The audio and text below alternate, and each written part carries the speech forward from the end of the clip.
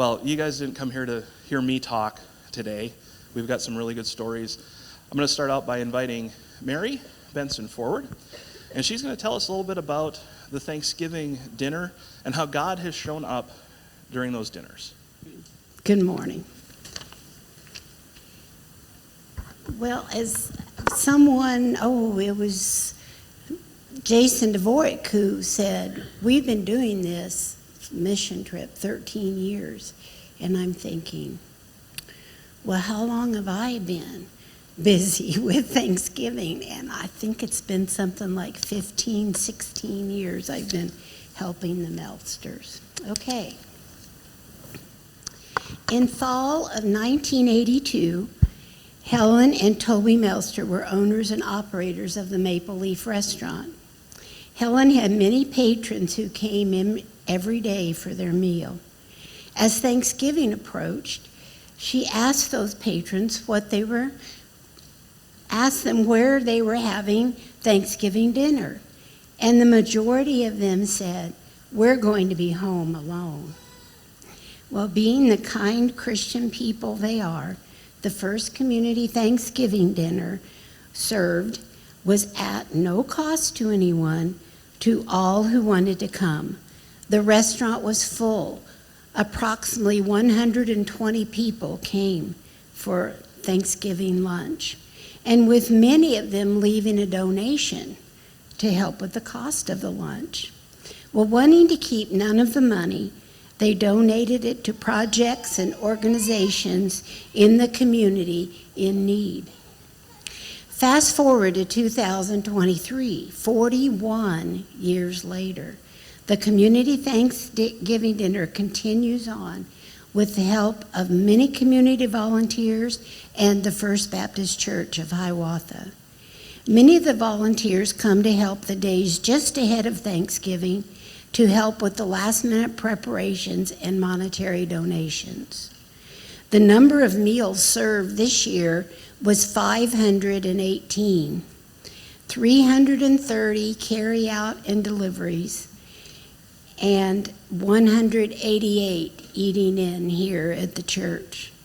Still keeping no money, approximately $4,000 after expenses was donated to the projects of Brown County this year.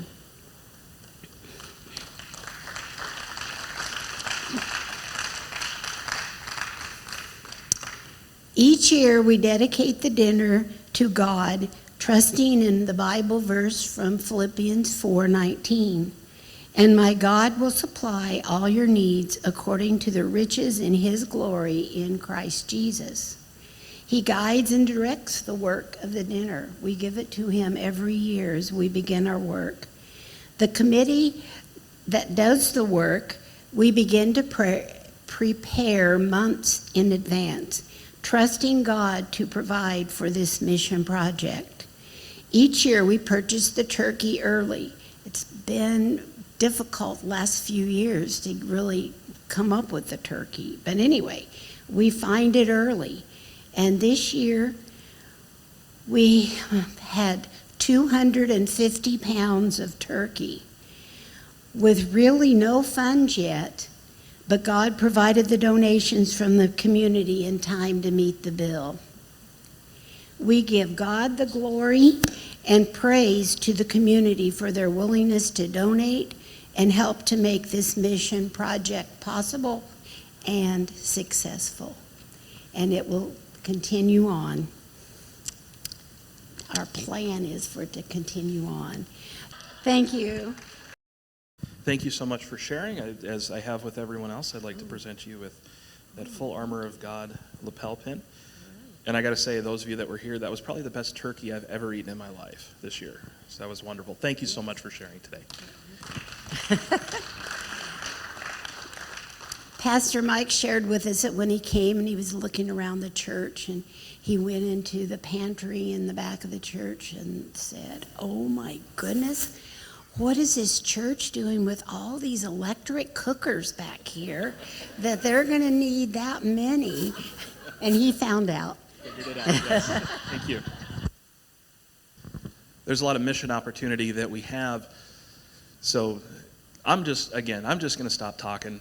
Come on up, guys. The Dvorak family is going to have a presentation now. We've been doing this for a number of years. Our first trip, we actually went down with the Rosés, Nancy and I, in 2009, Christmas. We've been doing this now for, well, my 10th house was this time, Nancy's 9th, and the girls and Orrin and Bailey, they've had a few less because we just really wasn't sure about taking our kids down to the Colonia, the dump of Mexico, and intermingled with the cartel and things like that. Just kind of a scary thing. So, we got down there a couple times and went, you know what? It's all right. They need to know this. They need to learn this. So with that, I'm kind of jealous of the door, by the way. The artistic ability of Brooke here, it was amazing. That's her job, one of her main jobs. She'll tell you a little bit about another one. So go ahead, Todd. So anybody tell me what that is? Probably not, right? Pie chart. Well, what the heck does it mean, right? Well, constantly we hear, and we get feedback of, wow, it's not safe. We don't want to take our kids. Or, oh, wow, I'm too busy. Or, wow, I'm just too old to go, right? So go ahead and advance it. This is actually a pie chart of the demographics of the age groups. And I know that's really hard to see. Go ahead and advance it one more. So I broke it out a little bit better to give the different demographics here. So 0 to 12 years of age, 6.5% of the group was 0 to 12. 20.3% was 13 to 19. That's 26.8% of the people there were under 19 years old. It was amazing. Now, I really think that it was higher because the person putting this together didn't have access to 2 of the rosters. We had one pastor come up and stand in front and say, okay, everybody above 20 or below 20, stand up. And I'm not kidding, half of the building stood up. And he took a picture, a selfie up there to his church family. Actually, I have a little video for his church family to show how many young adults and kids are there. Likewise, as you go through there, you get to the 61 to 70. 10.5% of the population was 61 to 70. 5.2% was 71 to 80. And we had one person that was 81 that was there. And, when you look at that, that's almost 16.5% that were above 61. It was just amazing. And what I see of that is, and what God doing is we get to watch all 3 of these generations, or actually 4 generations, you'll kind of see a break there, work together to build a house and to share the wisdom from the older group all the way down through the middle group, myself, I'll say, all the way down through the children. And it's just a really, really amazing time to be able to see that diverse group and age group of people come together in a mission to be able to just be together and share that. So, but anyway, with that, I'll let Nancy talk a little bit. She's going to speak a little bit about the Escuela Viva. Working with the youth and working with kids and having kids myself, it's really hard for them to just make it through the day sometimes. And if you want to grow, if you want your children to grow, or even yourself, you have to realize that you have to step outside of your boundaries. You have to trust God with everything, including your children, and that's really hard to do, especially when you're surrounded by cartel. That can be very hard to do. But Jason and I decided it was worth it. And we have seen so much growth in our family, our children, that only God can do. I'm always talking about Mexico and where I see God working there, but let's talk about what happens when we get home. Jocelyn, we'll start with her. She's now working in recovery ministry. She's a college kid. She's working in recovery ministry. She's always out with the homeless in Springfield, Missouri. That's her favorite place to be, she says. And she went to a church in St. Louis last year who we had met through Mexico. They're like, come up to church with us, we'd love it. And a woman prophesied over her and said, you're going to be a healer. She called me about 2 months ago, and she said, Mom, she was on just cloud nine. She'd been telling me that she, through God, had been healing people through her of colds and flus, and people were coming to her and requesting her at church because they were sick and they needed healing. Well, 2 months ago, she called and she said a woman came that had cancer and asked if I would pray over her. And she said, I touched her on the head and I prayed and I felt the cancer leave her body. You don't get to that spot in your life. You don't get to that spot in your life when you're only 20 years old without God. You don't get to that spot in your life when you're 60 without God. Okay? So I have seen the growth of God in Jocelyn. She now has, when we were there in Mexico, she was talking with Roland and Carolyn, and she told them she wants to come and work at the middle school down there. So eventually, when she was a little girl and went to Mexico, she now may become a teacher in the colonia when she graduates from college. Only God can do that. Only God would send a blonde, beautiful girl into the middle of a trash dump in Mexico, let me tell you. Because people don't make those decisions by themselves because our fleshy self says it's unwise, okay? But God will never, ever send you somewhere that he will not protect you. I totally and truly believe that. I see it in Taylor going to Wheaton College. We told her, we're like, Taylor, we want this, this, this, this, and this for you. And when we went up to do our college visit, it was this, the exact words that we had said, they said it. And where did we find out about Wheaton College? From our friends from Mexico. There's God there. I see God in my children who are now sponsoring Escuela Viva kids. The last video that you saw with the pamphlets and all the pictures and stuff, that's Escuela Viva. You can sponsor a child. We did have 3, but now we have 2. Brooklyn sponsors one, and Bailey sponsors one herself. I see it because my children have learned that it's not about them. If your children are struggling, or if you're struggling, it's not about you. And when you teach your children when they're young, it's not about them. It's about what our job is here on this earth, which is to tell people about Jesus. You're going to have a much healthier outcome of life. Okay? I'm going to let Brooke explain a little more about her doors and what she does. But seeing the growth of these children and what they're doing, only God can do this.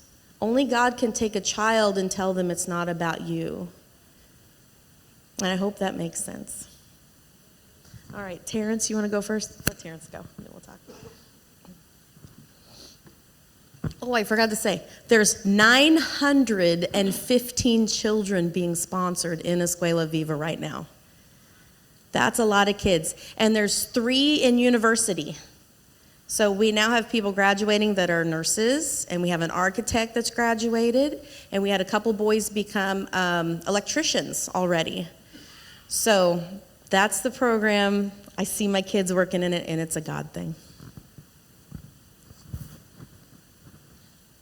So kind of to keep touching base on that, when we're going down there, we are just not building a house. You know, we're going all around the colonia and we're planting little seeds of faith that grow ever so slowly. And we're just not planting them out in the open either. We're discreetly planting them in places to where the evil and the oppressors down there can't see it and they can't do nothing about it. And it's through God's love and his grace that they sprout and they flourish. And we get these stories of these kids who didn't even have a home 10 years ago, and now they're graduating as architects and engineers down there. So that's just one of the many things we do. This was my first year going down there to Mexico, and it was definitely a life-changing experience for me. It really was. I think a lot of us in this world, we kind of get caught up in the rat race. You know, we're always chasing after the next bigger materialistic thing. We're always trying to work harder and make that extra dollar and whatnot. And one thing this trip taught me is I've really taken for granted all the blessings I've had in my personal life. I mean, shoot, it's a blessing just to be standing here in this beautiful church with you guys, just being able to speak in a comfortable environment. And I mean, those people down there, I mean, I took advantage of having a junky car. I mean, took for granted for having a junky car when they don't even have cars down there. I mean, I took for granted the fact that, you know, I have a little house that's falling apart when people down there don't even have a house. And so one thing this trip really taught me was to just count all the small blessings in your life. I've been blessed beyond what I deserve, honestly. And I always took that for granted. And that's one thing this trip taught me. I'm gonna keep going back down there because it's the least I can do to go down there and help them out and spread the word and love of God.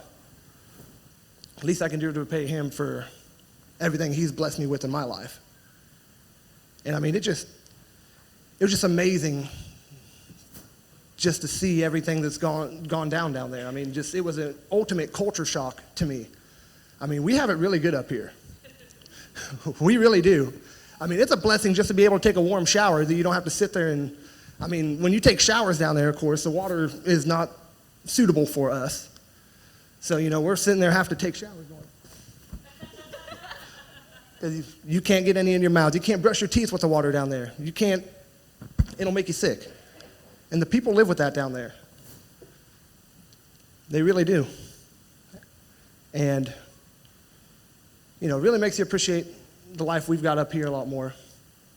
And I will be going back for as many years as I can because it's the least I can do to repay God for all the blessings he has given me in my life. All right, so as all of you know, I can build, right? But when we're down there, you know, we have my dad and Terrence and the people from San Antonio who come up, so I don't have to. So what my job revolves around is painting, specifically the door. Now, as a lot of you know, I'm a very artistic person, and you can see the door right now. I think it's pretty good. But this is one thing I get to connect with the family about as well, because whenever I paint their door, I'll ask the mom of the house or the parents in the family what they want on it. So a lot of time that's a little opener to be able to talk to them. But another thing we get to do is, you know, relationships. Later on in the week, I was talking with the kids, and of course my Spanish is not very good. I know very little. I'm in Spanish 2 right now in my school. But I'm sitting here in this group of kids, and Beatriz, the daughter, hands me her little play phone that, you know, all little kids have, and I pick it up and I think about all of the stories that we tell in my Spanish class. These things are the silliest things ever. One of them is about a mom who goes and cries in Paris because her daughter put the wrong kind of ice cream on the bathroom walls, okay? Like, these things are the weirdest things ever. But I pick up this phone and I start saying these stories, but in a call form. And I sat there for 2 hours doing this because they wouldn't let me hand the phone back, and they kept asking for another one. And that just really opened a door for me, because later on that day, Leo, the little boy, came up to me with his Bible, his brand new Bible we'd just given him, and asked me to read to him since he couldn't. This kid is maybe 5 or 6. Can't read, and all 3 of them sat down and listened to me read stories out of the Bible. It was just a really cool way to be able to share my faith and everything. But those are my 2 jobs. And my door last year that I painted, you know, the lion, I'm sure most of you have seen it already, that has become somewhat of a tourist attraction now. A lot of people will come by and will take pictures of the door. And, you know, it's just really cool seeing the after effects of what you've done, even if it's just a simple painting that seems to not be worth much, but apparently has planted many seeds. So. All right, so we were down in Mexico, and they had a little hammock on their tree, and I was sitting in it, and there's this girl that brings everything down, sunscreen, anything you could need, and she had giant packs of Oreos, and I brought the Oreos to the work site, and I was chilling in the hammock, and some of the kids were just coming up and stealing them from me. They were just playing around and stealing them from me and running around and swinging me so high on that hammock. It was so cute, and that's just how we build relationships, and it's amazing.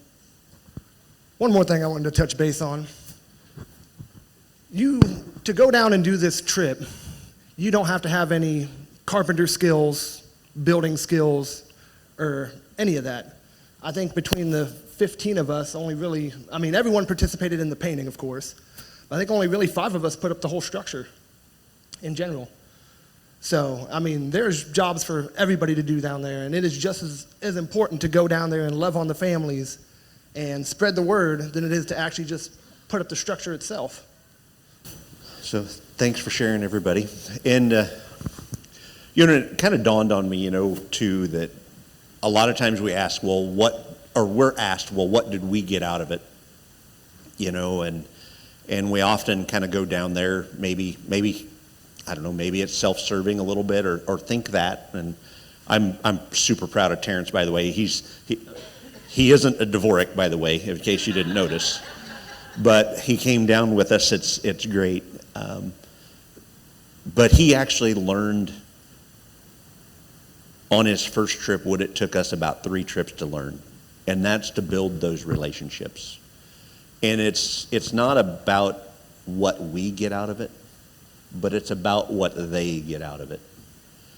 And to see from 2009 to now and watch the economy grow there within the Colonia, watch the kids grow and become something to where they can help their family get out of poverty or at least get above water. I was talking with Steve Ward earlier today, and he said something about when he went down on a cruise and it was the minimum wage is $7 a day. They're excited whenever we send our manufacturer jobs down there, and they might get 11 or 12 or 14 or 15 bucks a day. And to really see that severe poverty like that,